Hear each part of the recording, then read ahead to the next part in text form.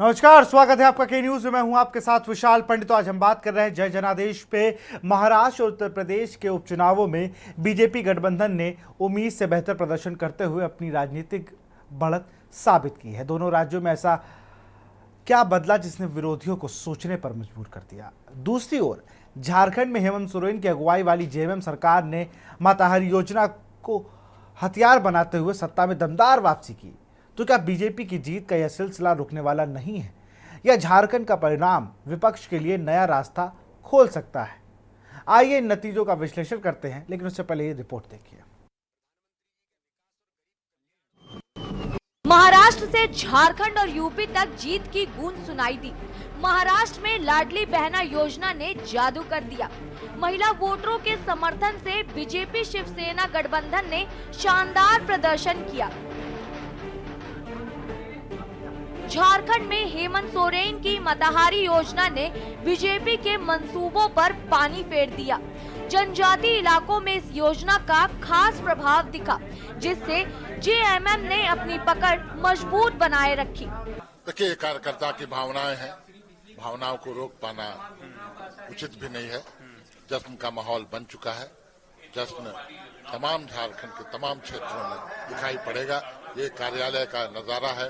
तमाम कार्यकर्ता आ रहे हैं, उत्साह से लबरेज जश्न के माहौल में नृत्य संगीत, लोग नाच रहे हैं, गा रहे हैं, झूम रहे हैं। और एक बार पुनः एक मजबूत सरकार हेमंत सोरेन की दोबारा आने को तैयार है। बहुत बहुत धन्यवाद तमाम झारखंड की जनता को और तमाम कार्यकर्ताओं की मेहनत रंग लाई, हमारे नेता की मेहनत रंग लाई। और राष्ट्र तब सशक्त होगा जब हम एक रहेंगे, नेक रहेंगे, तभी नेक रहेंगे।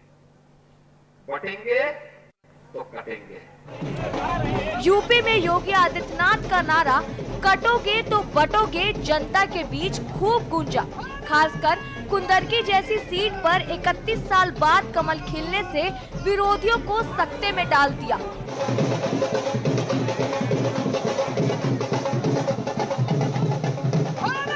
समाजवादी पार्टी ने 9 सीटों में सिर्फ 2 सीटें जीत पाई, लेकिन सीसामऊ जैसी महत्वपूर्ण सीट को बचाकर थोड़ा सुकून जरूर पाया।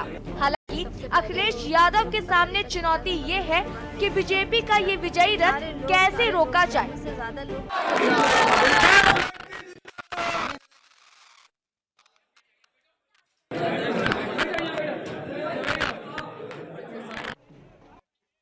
तीनों राज्यों में बीजेपी की ये जीत कई राजनीतिक संदेश दे रही है।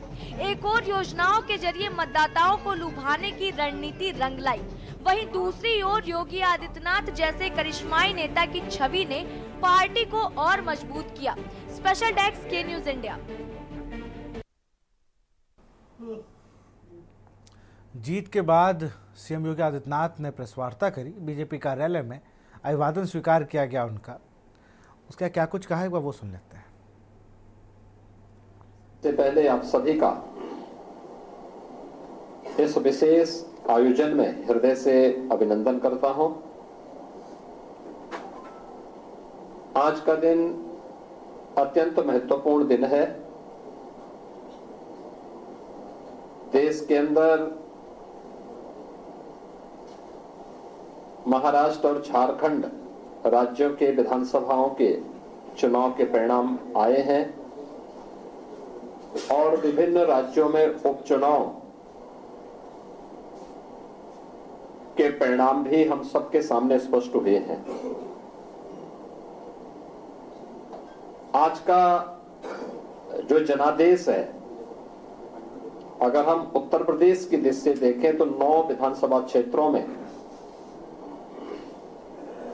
ये चुनाव हुए हैं और ये पूरे प्रदेश में फैले हुए विधानसभा सीट्स हैं,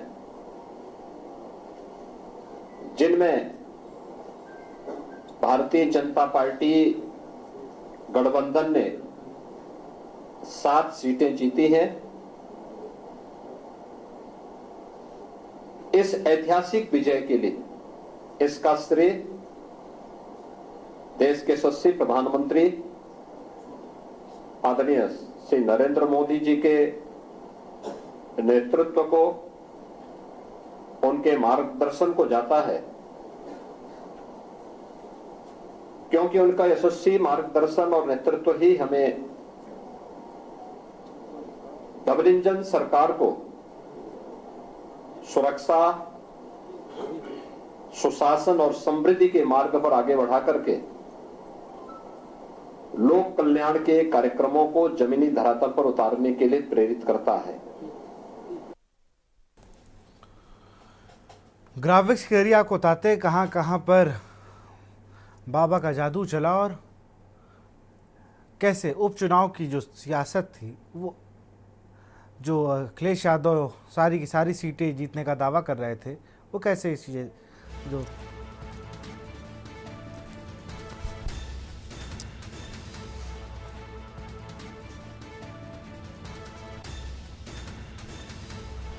आपको बता दें बीजेपी ने 7 सीटें जीती है 9 सीटों में और समाजवादी पार्टी 2। करहल और सीसामऊ जिस सीट को लेकर लगातार कहा जा रहा था, लेकिन बड़ा सवाल यह है कि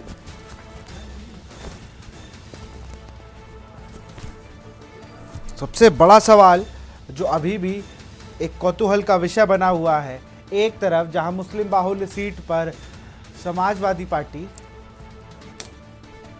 जीत जा रही है, वहीं 31 साल से जिस सीट पर काबिज थी कुदुर की विधानसभा, वहां पर हार का सामना करना पड़ा है।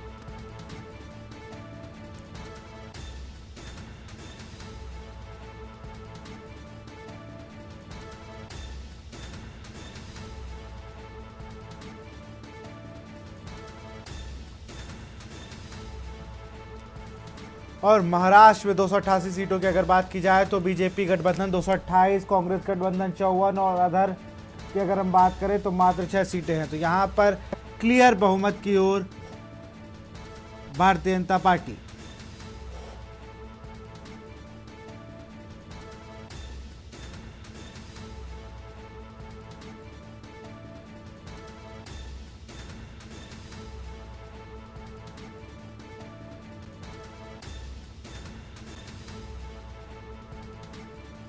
और ये झारखंड की अगर बात की जाए तो झारखंड मुक्ति मोर्चा यानी जेएमएम गठबंधन, इंडिया गठबंधन की अगर बात करें तो वहाँ 57 सीटें, बीजेपी गठबंधन को 23। चंपाई सोरेन का जादू नहीं चल पाया। माताहारी योजना है जिसका लाभ की बात कही जा रही थी, वो कहीं ना कहीं फैक्टर काम किया और झारखंड में ये नतीजे आए।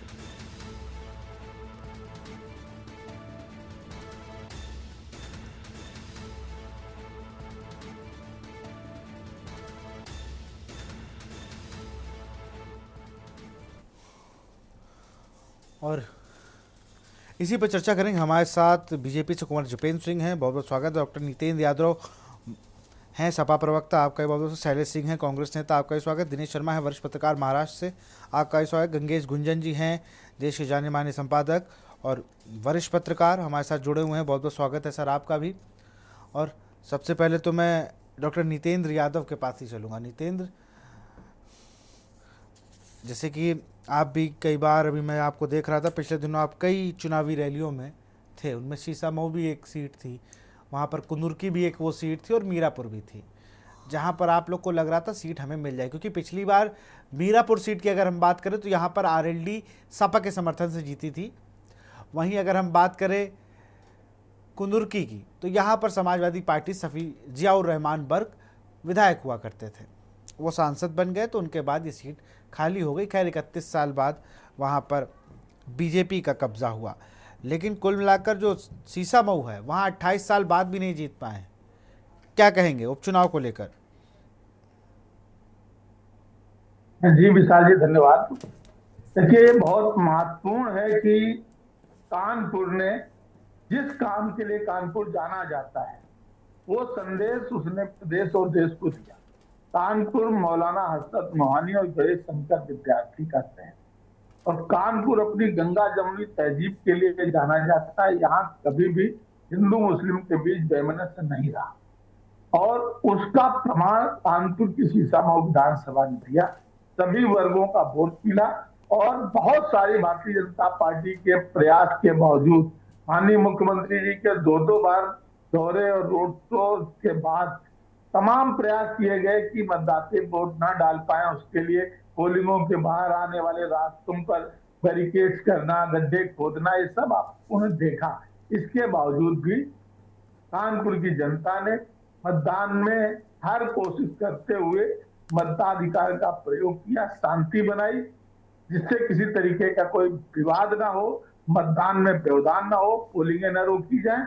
और जिसका परिणाम हुआ कि कानपुर में समाजवादी पार्टी ने और इरफान सोलंकी के साथ हुए जुल्म और उत्पीड़न का जो उसकी परीक्षा की घड़ी थी, उस पर सभी समाज के लोगों ने साथ दिया। इसके लिए कानपुर के मतदाताओं को और अपने नेतृत्व को बहुत बहुत बधाई देना चाहता हूं। धन्यवाद। अन्य सीटों पे क्यों नहीं हुआ ऐसा भाई? चलिए सीसामऊ एक बहुत बड़ा किला था, मैं सीसामऊ की बात चलिए ठीक है मान ले रहा हूँ। अन्य सीटों पे क्या, कटेरी आप हार गए, आप मीरापुर में आप अच्छा परफॉर्मेंस करते थे, हार गए। देखिए आपने लगातार सुबह से देख रहे हैं कि कटेरी के क्या हाल थे, फूलपुर के क्या हाल थे। फूलपुर में जिस तरीके समाजवादी पार्टी की बढ़त हुई और उसके बाद में कार्यकर्ताओं के साथ मारपीट की गई, उनको बाहर निकाला गया, वोटिंग रोकी गई। तो ये सबको पता है कि प्रशासन और चुनाव आयोग की मिली जुली भगत है। इस सीट को मैं योगी जी की जीत नहीं मानता हूँ। ये जीत जो 7 सीटों में मिली है, चुनाव आयोग की जीत है। कुल्लर की जगह मैं भी, हम लोग तो लगातार चैनलों में बैठते हैं, बात कर रहे थे। ये 2 महीने पहले से ही जब चुनाव घोषित हुआ, उसके बाद जब भारतीय जनता पार्टी के प्रभारी और प्रदेश के संसदीय कार्य मंत्री खन्ना जी यहाँ आए थे हमारे कानपुर, और उन्होंने यहाँ से बयान दिया था कि हम 9 की 9 सीटें जीतेंगे। लोगों ने सवाल किया था कैसे, तो उन्होंने उदाहरण दिया था जैसे रामपुर। हमने तभी कहा था रामपुर को इन्होंने उदाहरण बनाने का प्रयास किया और वही काम किया कुदरकी में। हमारे नेताओं ने पहले भी मांग की थी कि कुदरकी में और तमाम 2-3 सीटें जो हैं उनमें मांग की थी कि ये चुनाव कैंसिल किए जाए, यहाँ पुनर्मतदान किया जाए। आप मताधिकार से लोगों को वंचित करेंगे, अकेले दौड़े और प्रथम आ गए, खुद ही तालियां बजाएंगे, खुश हो जाएंगे कि हमने प्रथम। ये उपचुनाव था, सबको पता है उपचुनाव में सरकार का जिस तरीके का तंत्र काम करता है, उसके बावजूद भी हम लोग संतुष्ट हैं। हमारे अपने कार्यकर्ताओं को पूरे प्रदेश में बधाई देते हैं, जिस तरीके कार्यकर्ताओं ने मेहनत की, उन्होंने अपने पूरे उत्साह के साथ भागीदारी की और परिणाम भी हम लोगों के। चलिए मैं भी चलिए, लेकिन मुझे लगता है जिस तरीके से आप लोग वो 9 की 9 कह रहे थे, तो आप भी 9 की 9 कह रहे थे। आपने थोड़ी कहा था 2 सीटें जीतेंगे।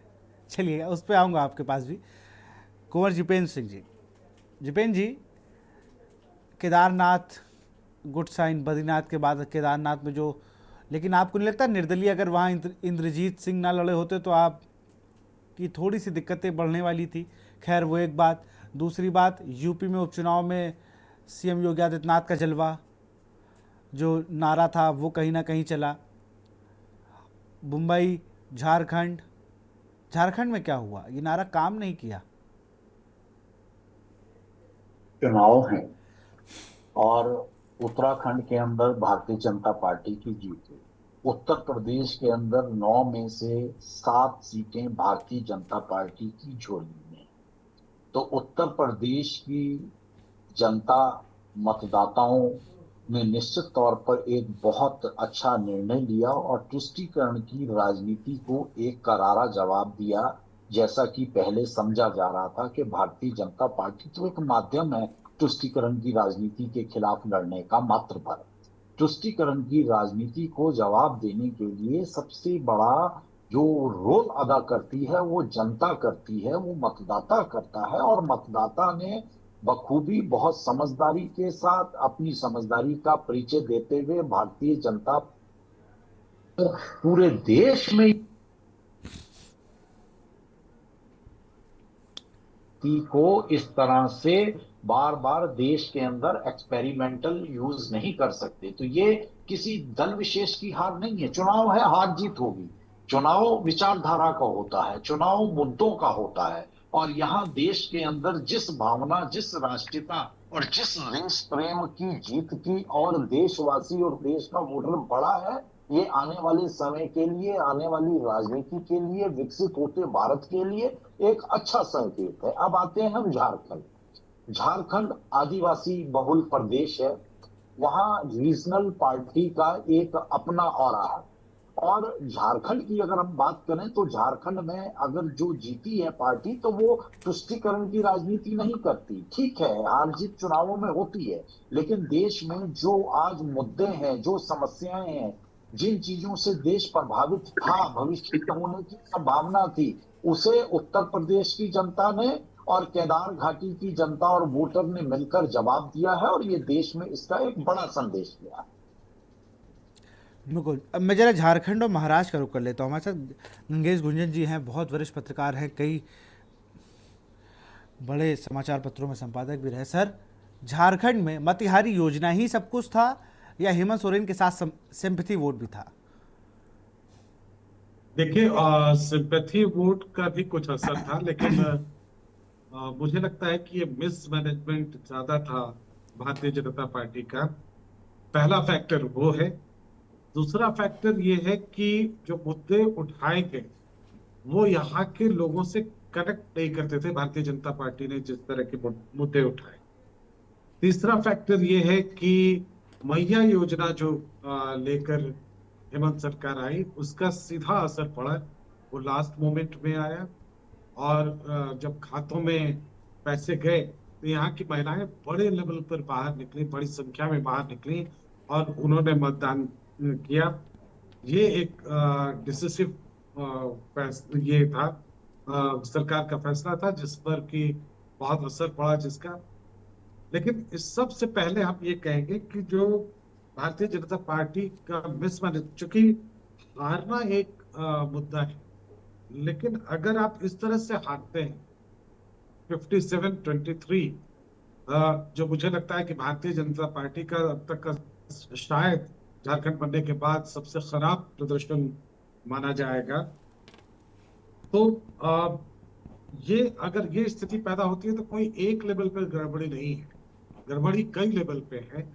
और सबसे ज्यादा जो मुझे लगता है कि जो मुद्दे यहाँ पर खास तौर पर चर्चा में रहे, वो कनेक्ट नहीं कर सके। भारतीय जनता पार्टी ने जो मुद्दे दिए, चाहे वो घुसपैठ का मामला था, चाहे भ्रष्टाचार का मामला था। जब भ्रष्टाचार का मामला था, लोकसभा का चुनाव जब हुआ तब भी ये मुद्दे उठाए गए और लोकसभा के चुनाव में भी उसका कोई ज्यादा असर नहीं हुआ था। तो बीजेपी को ये तय करना चाहिए था कि मुद्दे क्या तय किए जाए, तो वो नहीं हो पाया और उसकी वजह से दिक्कत हुई भारतीय जनता पार्टी को। जहां तक झारखंड मुक्ति मोर्चा की सरकार की बात है, ये सही है, मुझे सरकार भी कहती रही, मुख्यमंत्री भी कहते रहे कि उन्हें काम करने का वक्त नहीं मिला। तो मतलब साफ है कि काम तो नहीं हुआ। अगर मुख्यमंत्री खुद ये बात कहे कि 2 साल कोरोना में चला गया, बाकी हमारे पीछे मैं सर आपको एक चीज़ के लिए सर कहूँगा, एक चीज़ मैं सारा हेड ऑन कर दूँ आपकी बात पे। अभी मैं देख रहा था कि बीजेपी का जो कैंपेन था वो बांग्लादेश घुसपैठ को था सबसे बड़ा। दूसरा, हेमंत बिश्व शर्मा वो आकर जो बयानबाजी दे रहे थे और चंपाई सोरेन पर कुछ ज़्यादा ही निर्भर हो जाना कि हम किसी को ले आए जेएमएम से तो वो इस तरीके का परफॉर्म करवा देंगे तो और हमें पार्टी को बूस्टर मिल जाएगा, ये भी एक फैक्टर रहा है मुझे लगता है। ये बड़ा फैक्टर है। देखिए, होता क्या है कि जब जिन लोगों को आप बाहर से लेकर आते हैं उनके खिलाफ आपके कार्यकर्ता लड़ रहे हो, वर्षों से लड़ रहे हो, और फिर ऑल ऑफ ए सडन आप उसको पार्टी में ले आते हैं और कहते हैं कि इसके पक्ष में लड़ो, तो ये मुमकिन नहीं हो पाता। निचले स्तर तक वो बातें कन्वे नहीं हो पाती, उसका विरोध होता है। तो वो एक फैक्टर है। चंपाई सोरेन को लेकर निश्चित रूप से एक सहानुभूति थी यहाँ के लोगों की, और किसी भी तरह से जो कोल्हान में घुसने की एक कोशिश थी भारतीय जनता पार्टी की, चूंकि कोल्हान का इलाका वो था जिसमें कि बहुत बुरी तरह से भारतीय जनता पार्टी पिछले चुनाव में हार गई थी। इवन कि जमशेदपुर पूर्वी और पश्चिमी दोनों सीटें हार गई थी, जबकि वो शहरी सीट मानी जाती है। तो ये जमशेदपुर की जो दोनों सीटें थी वो उनको मैनेज करना था और कोल्हान की बाकी सीटों पर भी ध्यान देना था। तो प्रॉब्लम यहाँ हुई कि कोल्हान की कुछ सीटें आपने मैनेज कर ली, लेकिन जहां प्रॉब्लम थी दूसरे एरिया में काम करने की, उस ओर ध्यान ही नहीं किया। आपने संथाल पर काम किया घुसपैठ के मुद्दे को लेकर, जिसे लोगों ने एक्सेप्ट ही नहीं किया। और एक्सेप्ट करने का कोई सवाल इसलिए भी नहीं होता है कि अगर घुसपैठ की बात हम कहें ग्राउंड रियलिटी उसकी चेक करें, अगर घुसपैठ है भी तो वो अब इतनी बड़ी संख्या में है कि आप चाहकर भी कुछ नहीं कर सकते। तो आपको वहां पर जो आदिवासियों का आप यहाँ जो आम समीकरण कह रहे हैं, आदिवासी मुस्लिम समीकरण, 7:30 बजे रहेंगे ना? 7:30 चलिए बिल्कुल, मैं दिनेश शर्मा जी के पास चलूंगा। दिनेश जी, अगर बात के हम बड़ा जोर लगा रहे थे, हम लोग तो मतलब हम क्या, मेरा कहने का मतलब है कि जो प्रत्याशी थे वो इतना जोर लगा रहे थे कांग्रेस के, मैं देख रहा था कि भाई चलो ठीक है, हम लोग भी कह रहे थे चलो अच्छा इस बार तो हो सकता है कि जिस हिसाब से परफॉर्मेंस की जो एक रूपरेखा तैयार की गई है, इस पर कहीं कुछ महाविकास अघाड़ी कुछ क्रांति न लिख दे और तमाम चीज़ें कर डाली गई।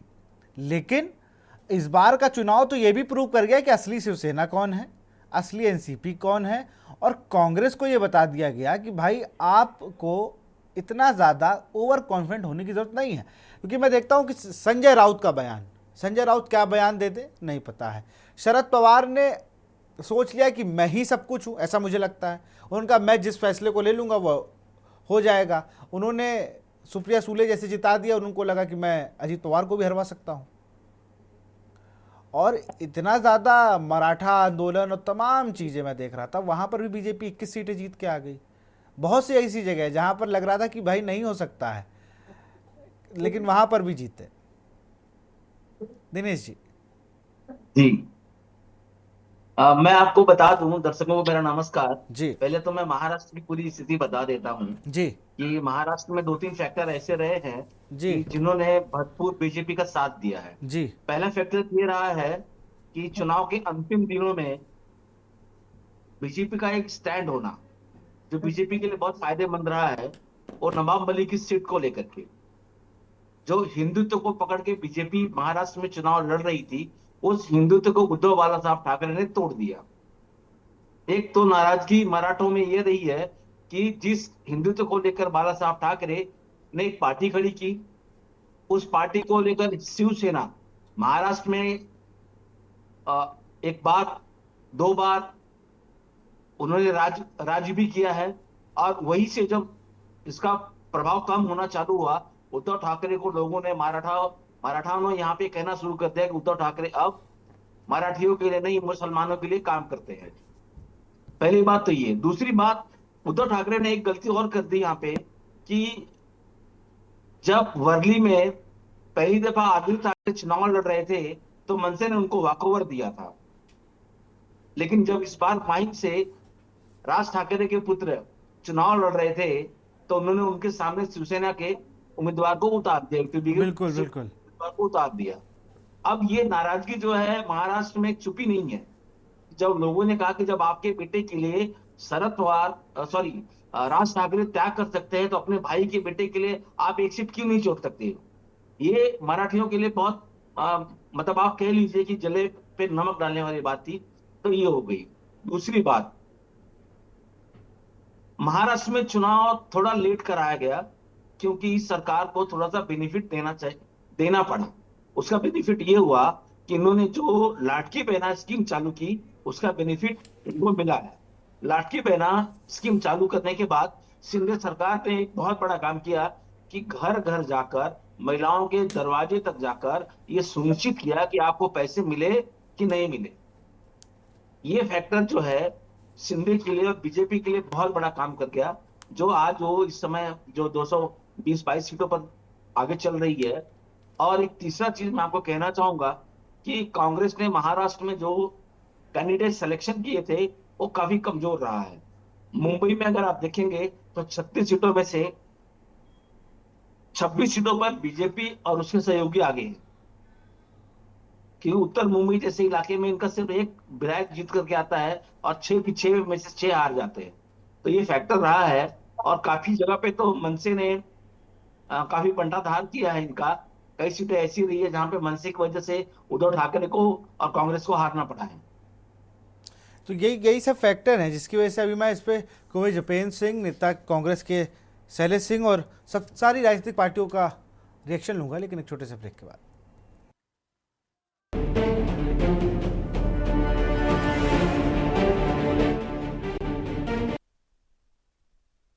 ब्रेक के बाद आपका स्वागत। सीधे रुख करते हैं शैलेश सिंह का। शैलेश सिंह जी, बड़ी बातें आप लोग कर रहे थे कि हम महाराष्ट्र में ये करने वाले हैं और यूपी उपचुनाव में भी हम अच्छा परफॉर्मेंस करेंगे, आधी सीटें जीतेंगे, लेकिन ऐसा कुछ हुआ नहीं। आपकी जो खुद की सीटें थी महाराष्ट्र में वो भी कम हो गई। और मैं कह रहा हूँ ऐसा है कि महाराष्ट्र में पैसों का खेल हुआ है। अरे और ये चुनाव करीब 5,000 करोड़ रुपए से लड़ी गई है। एक एक वोट पे 10-10 हजार रुपए खर्च किए गए हैं। तो ये जो है, एक तो वहां लाडली बहन योजना और दूसरा उसके ऊपर से 10-10 हजार रुपए पर वोट का जो खर्च आया है, ये तो देश में लूट की बात हो रही है कि आपने वोट को लूट लिया है और पैसे बांटने की घटना इससे पहले भी दिखी है और बहुत लोगों कंप्लेन रहा। चुनाव आयोग ने उस पर कोई कार्रवाई ही नहीं की है। तो ये सरासर जाकर के पैसों का खेल रहा है महाराष्ट्र में। उन्होंने झारखंड को छोड़ ही दिया था, बीजेपी ने एकदम अनाज छोड़ दिया था यहाँ के प्रत्याशियों को और जाकर के वहां सारा ध्यान केंद्रित किया उन्होंने महाराष्ट्र में। और महाराष्ट्र में जिस तरह से अडानी का फंडिंग हुआ 3400 करोड़ रुपए का आया और उसी तरह से फिर जाकर के और जो पार्टी का और फंडिंग हुआ, टोटल 5,000 करोड़ का। एक पत्रकार बंधु बात करते हुए बता रहे थे महाराष्ट्र के कि इतने पैसों का खेल तो हमने आज तक लोकसभा में भी नहीं देखा जितना महाराष्ट्र के विधानसभा चुनाव में पैसे खर्च हुए हैं। चुनाव आयोग से शिकायत की आपने? जी, आपकी आवाज नहीं आई। मैं कह रहा हूँ चुनाव आयोग से शिकायत करनी चाहिए थी आपको। चुनाव आयोग में बहुत सारे कंप्लेन किए हैं हमने, चुनाव आयोग ने कार्रवाई नहीं की है उस पर। चुनाव आयोग में तो हम लोगों ने कंप्लेन डाला है, तो इस पर कार्रवाई हुई ही नहीं है। और यहाँ तो वीडियो वायरल हुआ विनोद तावड़े का, तो उस पर भी कार्रवाई नहीं हुई, उल्टे वो मानहानि का दावा कर रहे हैं। तो जिनका कि एकदम वीडियो आ गया पैसे बांटते हुए, पैसे पकड़ाए हैं उनके ऊपर, उनको जेल भेजने की जगह उनको खुला छूट दिया हुआ है राष्ट्रीय महासचिव को। तो इस तरह से जो खेल होता है, ये खेल इस तरह से आप तो लोकतंत्र का हत्या कर रहे हैं। तो अच्छा। ये जनतंत्र का जो हत्या करने वाली बात रही, महाराष्ट्र का चुनाव कमोबेश वही रहा है। झारखंड में देखिए उनका ध्यान नहीं था और झारखंड में जो स्थिति हुई है, झारखंड बनने के बाद आज भाजपा सबसे बुरी परिस्थिति पर है। और उन्होंने जिस तरह से एक बार छोड़ा, कश्मीर छोड़ा, हरियाणा पे ध्यान दिया, यहाँ पर झारखंड छोड़ा और महाराष्ट्र पे ध्यान दिया और इसी तरह का लोकतंत्र का वो खेल खेल रहे हैं। तो ये बोलने के लिए कि ताकि आप दोषारोपण नहीं कीजिए, क्या है कि हम महाराष्ट्र तो जीत लिए और झारखंड में क्या पैसों का खेल नहीं हुआ, ये जवाब देने के लिए उन्होंने झारखंड पे ध्यान नहीं दिया। और झारखंड के प्रत्याशी और जो भी अपने इनके अलायंस रहे हैं वो भी यही बात बोल रहे हैं कि जिस तरह से भाजपा लड़ती रही है चुनाव, झारखंड में उस तरह से उन्होंने लड़ा ही नहीं है। तो आज जो खेल रहा है ये लोकतंत्र की सरासर हत्या है। इस तरह से पैसों का खेल खेलेंगे और इस तरह से जाकर के ध्यान देंगे तो फिर तो लोकतंत्र की हत्या है। जो आदमी 10-10 हजार रुपये पे एक वोट खरीदेगा तो उद्योगपति ही चुनाव लड़ेंगे और जिसको चाहेंगे उसकी सरकार बनाएंगे। चलिए, अभी आप झारखंड में आपका गठबंधन आ गया तो आप ये बात नहीं कहेंगे ना? नहीं, मैं तो कह ही रहा हूं, मैं यहाँ भी कह रहा हूं कि यहाँ बीजेपी प्रत्याशी अपने आप को अनाथ महसूस कर रहे थे और उन्होंने झारखंड को छोड़ा है ताकि ये बोलने को मिले कि क्या ये खेल हम झारखंड में नहीं खेल सकते थे। मैं तो कह ही रहा हूं, झारखंड के प्रत्याशी अपने आप को अनाथ महसूस कर रहे थे और सारा ध्यान इनका महाराष्ट्र में था। महाराष्ट्र में 5,000 करोड़ का चुनाव हुआ है। चलिए, जपेन जी कुछ कहना चाह रहे हैं। जपेन भाई कुछ कहना चाह रहे हैं। वरिष्ठ पत्रकार का भी मुझे रुख करना है, दिनेश जी का। पहले मैं जरा बीजेपी की प्रतिक्रिया जान लूं इस पे। अरे भाई जपेन जी, आप लोग इतना पैसा ला कहां से रहे हैं? 5,000 करोड़ रुपए? कांग्रेस अपनी राजनीतिक चेतना भी खो चुकी है। जहां भारतीय जनता पार्टी हारे वहां भी हम दोषी और जहां भारतीय जनता पार्टी जीते वहां भी हम दोषी। और ये बात, अगर मैं तो ये कह रहा हूं, ये बात अगर बाजार में है उसके लिए भी आप ही लोग दोषी हैं, क्योंकि आप लोग मानते नहीं ना। आप लोग देखिए, एक सबसे बड़ी बात है कि आप लोग को हो गया 2010 साल हो गए इधर। 10 साल में आप लोगों ने इतने बड़े कार्यालय बना लिए। उसका एक तो गम रहता है कि भाई ये लोग तो अभी भी आनंद भवन इलाहाबाद का चल रहा है या ऐसी। तो ये सब लोगों को लगता है एकदम से कोई ग्रो करेगा तो ह्यूमन टेंडेंसी है कि उसको बुरा लगने लगेगा। फिर वो तमाम आरोप लगते हैं और ये सब आप लोग को आरोप फेस कर रहे हैं आप लोग। जी, आप कांग्रेस की हार पर नमक छिड़कने का काम क्यों कर रहे हैं? ये तो इनके साथ ही कर लेंगे।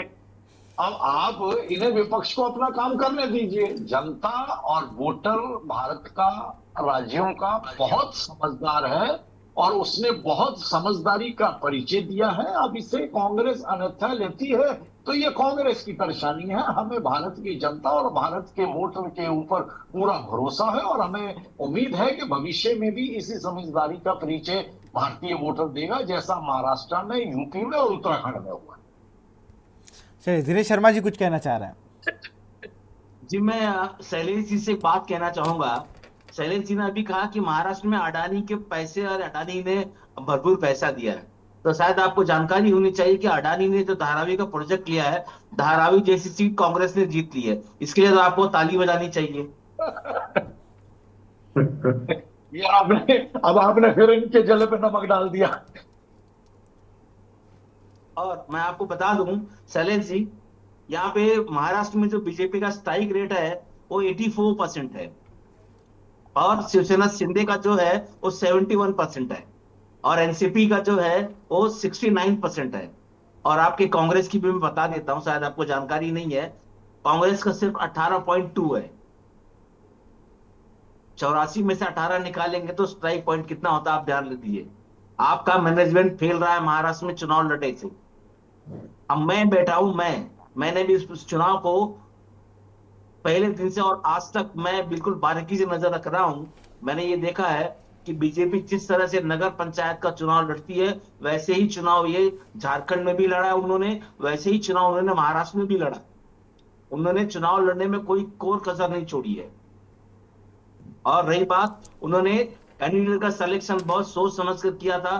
दूसरी बात, उन्होंने जो तालमेल करना चाहिए था, जहां से शिवसेना का कैंडिडेट जीत रहा है, यूटीपी का जीत रहा है, वहां से उन्होंने एक नाथ शिंदे के कैंडिडेट को खड़ा किया है और उनको लगता है कि एक नाथ शिंदे का कैंडिडेट हार जाएगा तो उन्होंने अपने कैंडिडेट उन्होंने मैदान में उतारे। ये उनका स्ट्राइक रेट रहा है। तो आप जो है अपने करने के ऊपर, मतलब आपकी पार्टी की जो कर रही है, जिस तरह से चुनाव लड़ रही है, उस पर पर्दा ना डाले तो बेहतर होगा। ओवर। बिल्कुल, हाँ जी शैलेश जी।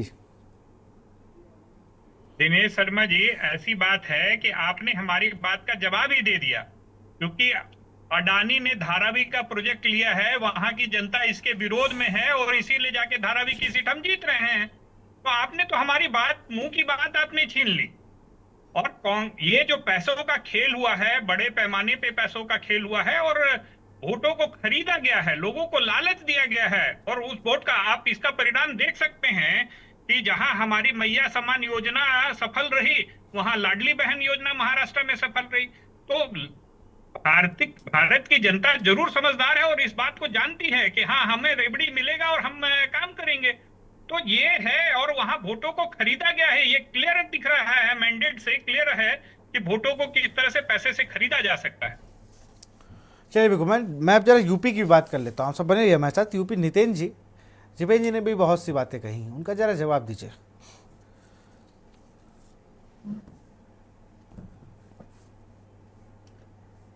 नितिन भाई अनम्यूट कर लीजिए।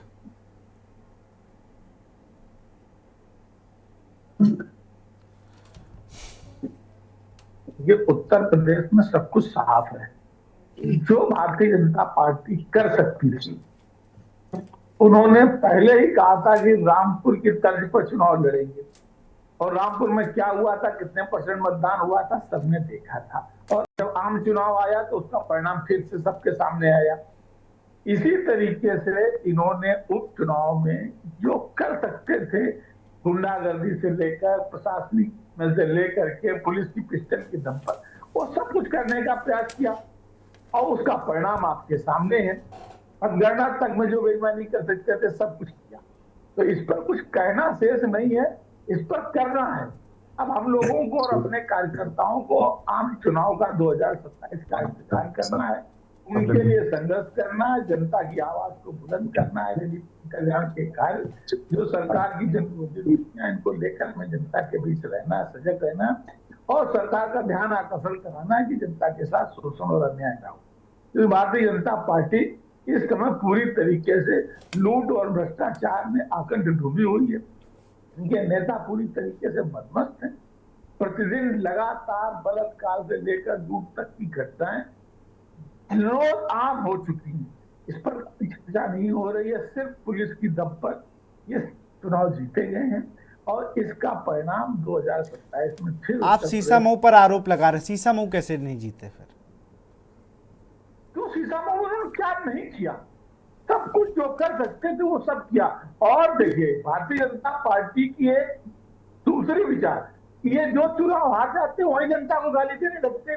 ये हारे अयोध्या तो पूरे अयोध्या का विकास ठप कर दिया, वहां के लोगों को गालियां देनी शुरू कर दी, वहां प्रसाद मत खरीदना, वहां पानी मत पीना, वहां होटल में खाना मत खाना। और यही सिर्फ शीशामऊ में हुआ। शीशामऊ में चुनाव हारने के बाद ही वहां के प्रत्याशी ने सीधे हिंदुओं को गालियां देनी शुरू कर दी। हिंदू बढ़ गया, हिंदू ने वोट दे दिया। अरे भाई, आप काम करिए, जनता काम पर वोट देती है। आपने सारे प्रयास किए, लेकिन यहाँ पर हम लोगों की रणनीति काम आई। हम लोगों ने बहुत शांति से, क्योंकि अन्य सीटों में शीशामऊ घनी आबादी है, आप बहुत प्रयास, बहुत दूर दूर आबादी नहीं है, आप बहुत प्रयास करके रोक नहीं पाए, क्योंकि हमारा जनसमूह साथ निकला। जबकि जो ग्रामीण अंचलों की सीटें थी, जैसे कि रामपुर हुआ या कुदंकी हुई, तो वहां पर क्या होता है कि ग्रामीण अंचल के दूर दूर से लोगों को पैदल चल के आना पड़ता है। वहां आपके प्रशासन के लोगों ने रोक पाने में कामयाब हो गए, उनको वोट नहीं डालने दिया गया, वरना ये परिणाम नहीं होता। विशाल जी, आप भी जानते हैं, पूरे प्रदेश की जनता जानती है। फिर भी हम लोगों के कार्यकर्ताओं ने संघर्ष किया, इसके लिए हम उनको बधाई देते हैं और आगे उनको डटे रहने के लिए। एक सवाल मैं शैलेश सिंह से भी करूंगा, पहले आपसे कर लेता हूं। ये बताइए, मैं देख रहा हूं कि विजय रथ रुकेगा कैसे ये बीजेपी का? अभी आपने लोकसभा में अच्छा परफॉर्मेंस दिया, लेकिन उसके बाद कहते हैं ना कि पहली पारी में अगर अच्छा खेल गए, दूसरी पारी में खेलना और भी ज़रूरी होता है, लेकिन अगर आप दूसरी पारी में नहीं खेलेंगे तो आप हार जाएंगे। तो आपने लोकसभा वाला कॉन्फिडेंस इसमें क्यों नहीं जारी रखा गया? क्योंकि जो एग्जिट पोल इस बार बता रहे थे कि 2 सीटें आपको जिताई जा रही, जीत रही समाजवादी पार्टी, एक करहल और दूसरी शीशामऊ, इन दोनों के अलावा तीसरी सीट क्यों नहीं बढ़ी? कटेहरी क्यों हार गए? सच्चाई आपके मुंह पे भी आ गई। सच्चाई कि 2 सीटें जिताई जा रही हैं। नहीं, मैं एग्जिट पोल्स की बात कर रहा हूं। मैं ये थोड़ी कह रहा हूं जिताई जा रही तो आपको कोई अगर जीतना चाहेगा तो सब जीतना चाहेगा। एक चीज अपने आप खुद जानते हैं इस चीज को, वो एक दो चीज भी नहीं छोड़ेगा किसी के लिए, वो कोई भी हो।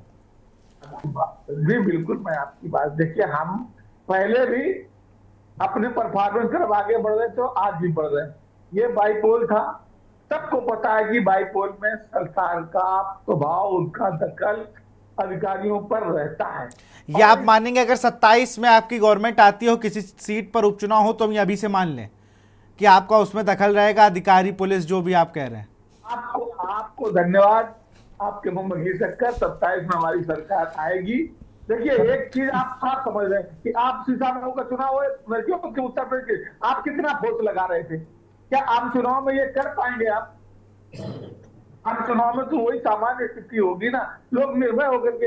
अभी तक लोकतंत्र में क्या होता था? लोकतंत्र में चुनाव आयोग कंपेन करता था कि पहले मतदान, फिर जलपान और लोगों को अधिक से अधिक मतदान करने के लिए प्रेरित करना। ये पहली बार लोकतंत्र में ऐसा चुनाव हुआ है जिसने लोकतंत्र में मतदाताओं को मताधिकार से वंचित करने का पूरा काम किया है। अभी आप ये इन्हीं सभी सीटों पर 70% मतदान, 65% मतदान करा देते, रिजल्ट आ जाता सामने।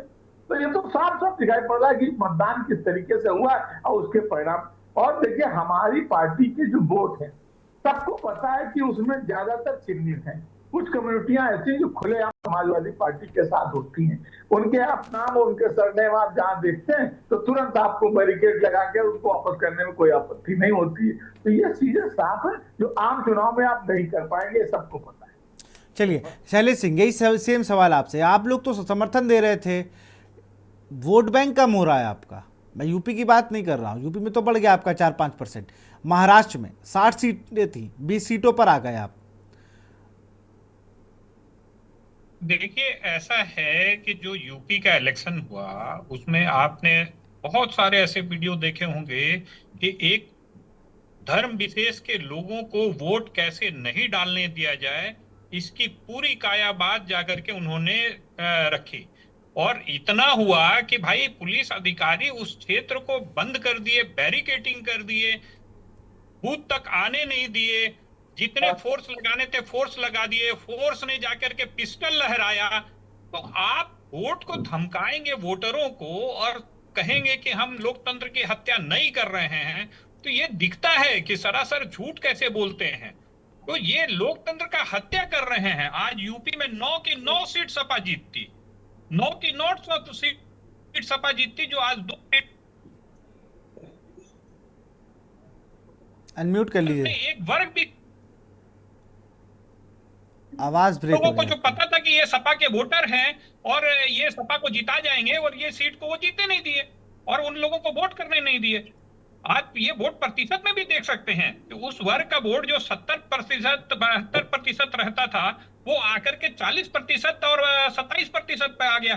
तो उस वर्ग का वर्ग विशेष के लोगों को आपने वोट डालने नहीं दिया, तो वोट होगा नहीं। तो ये लोकतंत्र की सरासर हत्या है। आप अपने प्रशासन का गलत इस्तेमाल कर रहे हैं।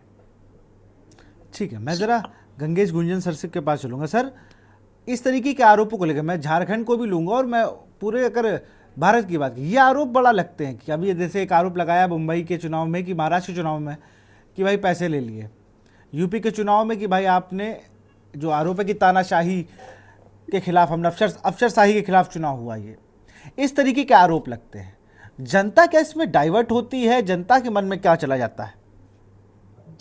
नहीं, मुझे नहीं लगता है कि बहुत ज्यादा डाइवर्ट होती है। ये आरोप आप लगाते रहे, आप अपनी कमजोरी छिपाते हैं।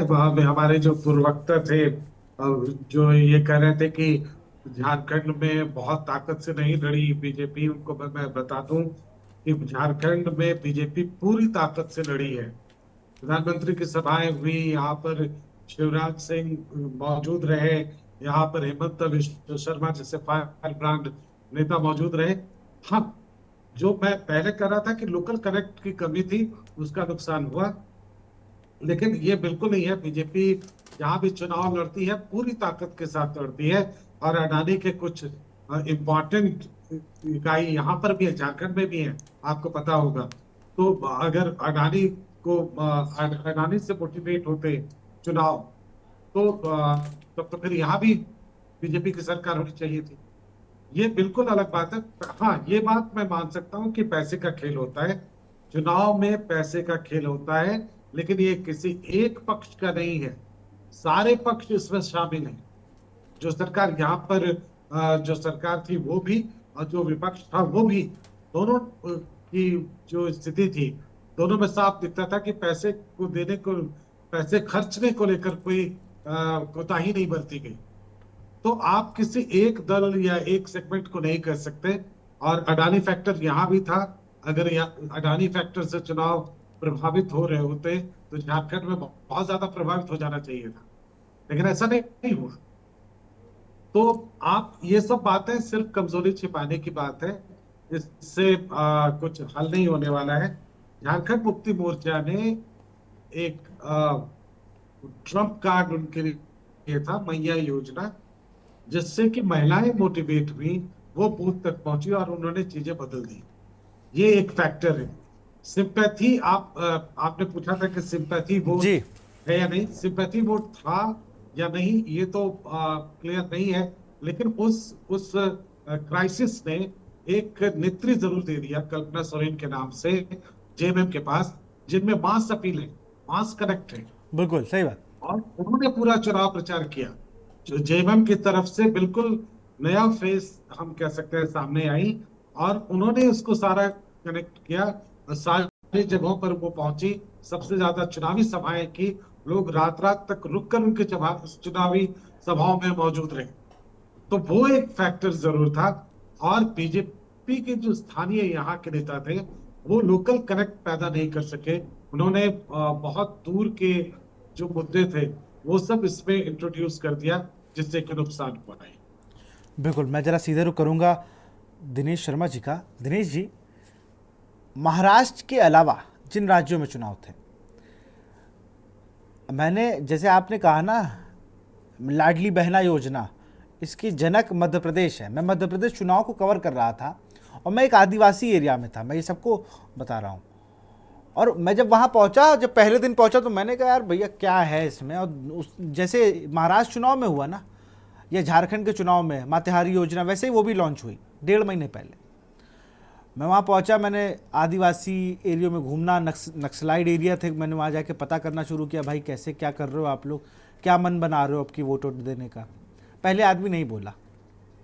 महिलाओं से मिलने की कोशिश की तो उस तरीके से महिलाएं वहाँ की आपसे सीधे आके अट्रैक्ट नहीं करती। एक कोटे के पास गया जहाँ पर कोटा बिक रहा, तो मैंने मिल रहा था, वहाँ पे जाके मैंने बातचीत की तो वहाँ राशन को लेकर एक पूरा वर्ग बहुत खुश था। गर्भवती महिलाओं को तेल और दूध और तमाम चीज़ें दी जा रही थी। फिर एक बूढ़ी महिला ने मुझसे कहा कि लाडली बहना योजना, आप उस योजना ने वो इम्पैक्ट दिया। उस बात से मैं जिस भी गांव जाता था, मैं कहीं भी जाता तो लाडली बहना योजना, लाडली लक्ष्मी योजना, लाडली एक योजना करके थी, लाडली आवास योजना, तमाम योजनाओं से घेर के रख दिया था बिल्कुल। और जो साइलेंट वोट की बात होती है ना, वो महिलाओं का ही वोट होता है। और लगातार उन्होंने जिस तरीके से वोट किया, उसने मध्य प्रदेश में जहाँ सरकार नहीं आ रही थी वहाँ सरकार पे लाके खड़ा कर दिया दिनेश जी। और मुझे लगता है यही झारखंड में हुआ, यही महाराष्ट्र में हुआ। ये अपने अपने समझने का और ये अपने अपने जो चुनावी रणनीति के तरीके होते हैं कि हेमंत सोरेन को लगा कि जब कल्पना सोरेन जा रही हैं, उनको किस तरीके से महिलाएं उनको एंटरटेन कर रही हैं कि उन्हें हाथों हाथ ले रही हैं। यही महाराष्ट्र में हुआ। जैसे आपने बताया कि एक एक घरों में जाके पूछ रहे हैं। अब उसका आरोप लगा सकता है विपक्ष कि भाई वो जो लोग गए पूछने उन्होंने ही 10-10 हज़ार रुपये बांटे हैं, ये आरोप लग सकता है। लेकिन फैक्ट तो ये है ना कि इसे मध्य प्रदेश में फॉर्म भरवाए जा रहे थे, वैसे यहाँ पर भी जाकर वर्वली लोगों से कनेक्ट किया गया। दिनेश जी। जी विशाल जी, बहुत बहुत धन्यवाद, आपने जो बात मुझे बताया। और मैं दर्शकों को बता देना चाहता हूं कि ये जो एक नाथ शिंदे सरकार ने लाडली बहना योजना जो चालू की, तो इस योजना को चालू करने के पश्चात उन्होंने यहाँ पर जो संस्थाएं हैं, आंगनबाड़ी की जो संस्थाएं हैं जिसके अंदर महाराष्ट्रियन औरतें काम करती हैं, आंगनबाड़ी के जरिए इस योजना को लागू किया गया और कनेक्टेड घर टू होम किया गया। होम टू होम करने के बाद पर्सन टू पर्सन किया गया कि आपके पैसे आपके खाते में आए कि नहीं आए, सुनिश्चित किया गया कि पैसे आ गए। और चुनाव के 2 दिन पहले 2 महीने के एडवांस पैसे उनके खाते में आए। मुझे लगता है कि ये सबसे बड़ा फैक्टर रहा है बीजेपी और एक नाथ शिंदे और एनसीपी के लिए, जो सरकार प्रेजेंट में चला रहे थे उनके लिए सबसे बड़ा फैक्टर रहा है कि जो चुनाव के घोषणा होने के, आचार संहिता लागू होने के 2 दिन पहले उनके खाते में 1.5-3 हज़ार रुपए चले आए। और उसके बाद लोगों से पूछा गया आपको पैसे मिले कि नहीं, फोन के जरिए, एसएमएस के जरिए, तो लोगों का कनेक्शन इस पार्टी के साथ, इस सरकार के साथ जुड़ा।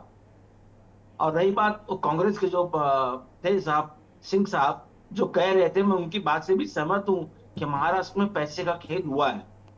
महाराष्ट्र ऐसा नहीं है, शुरुआत नहीं है कि जहां पे बीजेपी ने पैसे से खेल नहीं किया हो। क्योंकि कुछ दिन पहले इलेक्शन के 1 दिन पहले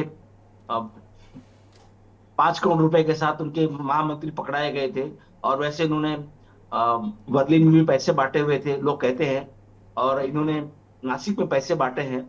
ये सब पैसों का भी खेल हुआ है। लेकिन इन्होंने जो चुनाव लड़ा है वो बिल्कुल सुनियोजित तरीके से महाराष्ट्र में चुनाव लड़ा है, मैनेजमेंट के साथ। मतलब बीजेपी का मैनेजमेंट है ना, ये इसको हम कहेंगे बीजेपी के मैनेजमेंट ने जीता है एकदम। मैं आपसे कह लूं कि पॉइंट टू पॉइंट, जैसे क्रिकेट में अगर 11 कैप्टन अपने प्लेयर को गली में कवर में बाहर रखता, वैसे ही बीजेपी ने इस बार अपने सभी कैप्टन्स को, अपने सभी खिलाड़ियों को सभी पॉइंट टू पॉइंट जगह पे रखा हुआ था कि कहीं से कोई भी एक बॉल छूट के बाउंड्री की तरफ नहीं जानी चाहिए। उसका यही कारण है कि वो 133 सीटों पे इस समय की बात कर रहा हूं, 133 सीटों पे आगे है, जिसमें से उसने 68 सीटें जीत ली है और 68 सीटों पे आगे। बिल्कुल, बहुत बड़ी बात है। मतलब ये लगभग 100 का स्ट्राइक रेट से अगर कोई मार रहा है तो फिर जाहिर सी बात है उसको जीत मिलनी। बहुत बहुत शुक्रिया आप सभी का हमसे जुड़ने के लिए, बहुत बहुत शुक्रिया।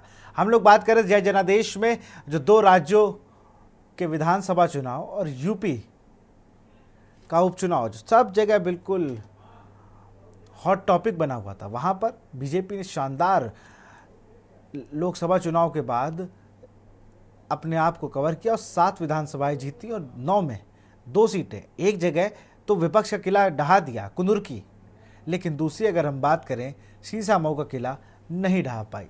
अब देखना होगा 2027 की जो रणनीतियाँ है वो अभी से क्या रंग लाती हैं। तो फिलहाल इस कार्यक्रम में इतना ही। देखते रहिए के न्यूज़ इंडिया। नमस्कार।